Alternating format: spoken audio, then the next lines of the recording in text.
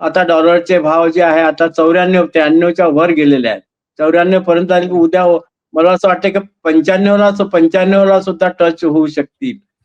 तर हम्म. एकंदरीत म्हणजे जे इम्पोर्टची परिस्थिती जी होती पूर्वी, की जे हम्म. देशात आपल्याला 50 लाख 47 लाख गाठी ज्या इम्पोर्ट होण्याचे जे अंदाज वर्तवले जात होते, तर ते इम्पोर्ट जो आहे तो इम्पोर्ट मला असं वाटतं आता जो काही झालाय पुढे इम्पोर्ट होण्याचे मुळेच काही चिन्ह दिसत नाहीत.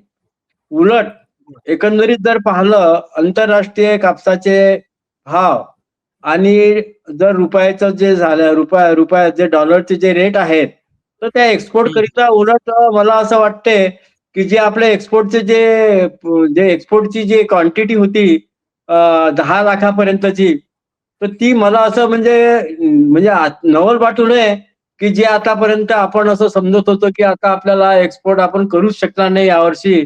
तर यावर्षी हम्म. असं नाही व्हावं, की आपल्याला पुन्हा एक्सपोर्टची परिस्थिती निर्माण व्हावी. कारण तशी परिस्थिती तयार होत आहे.